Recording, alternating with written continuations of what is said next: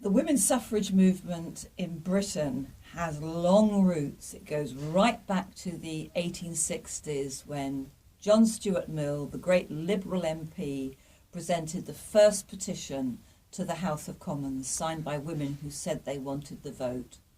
But it wasn't till 30 years later, till 1897, that the first national suffrage organisation was formed, and that was the National Union of Women's Suffrage Societies, led by Mrs. Fawcett, who herself was a Liberal, quite conservative Liberal. And unfortunately, within a few years, a war in South Africa broke out, with the British fighting very brutally, the white Afrikaner Boer farmers there. And it was a very bitterly fought war, including the first concentration camps for Boer civilians.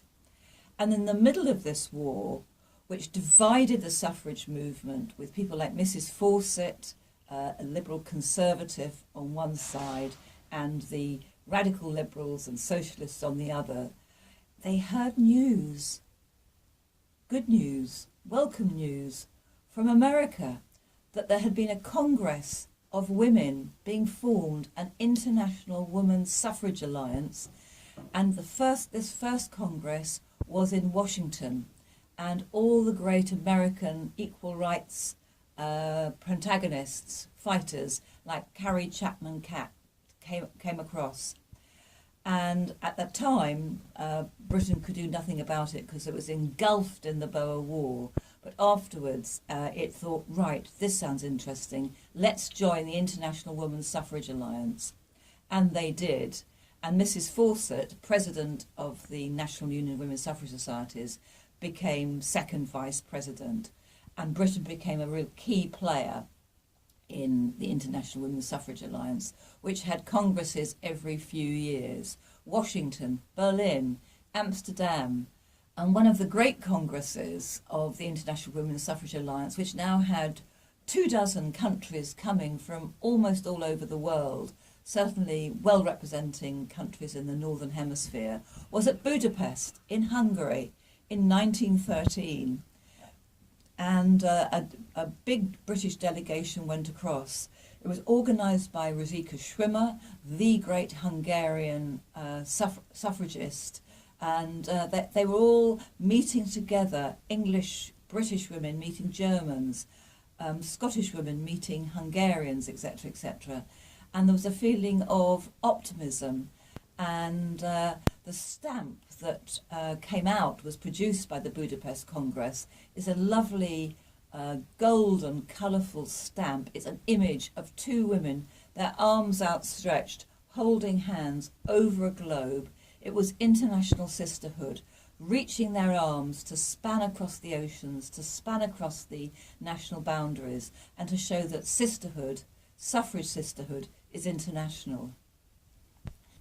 Almost none of the women there were to know that within 13 months, 13 months, the world would be at war. And of course, that just divided the Germans from the Hungarians, from the British, the French. And the International Women's Suffrage Alliance was torn, as all the suffrage organisations in Britain were torn. Some members went one way, some members went another way. And in the International Women's Suffrage Alliance, the internationalists said, we've never been consulted about this war, we have no votes, we've had no say in this war, we cannot stand idly by. And they came up with this brave and dangerous idea to invite women around the world, all voteless, to come to The Hague to a big international congress in spring 1915. Sadly, for the British women, who were as keen as mustard and as keen as any to get there, they arrived at the Channel, so they were facing the Channel and facing Europe, and the Admiralty, because it was a war, had just blocked off the English Channel to civilian traffic. It was a war zone, and they stood there, and they stood there, and they waited, and in the end they had to trail back home.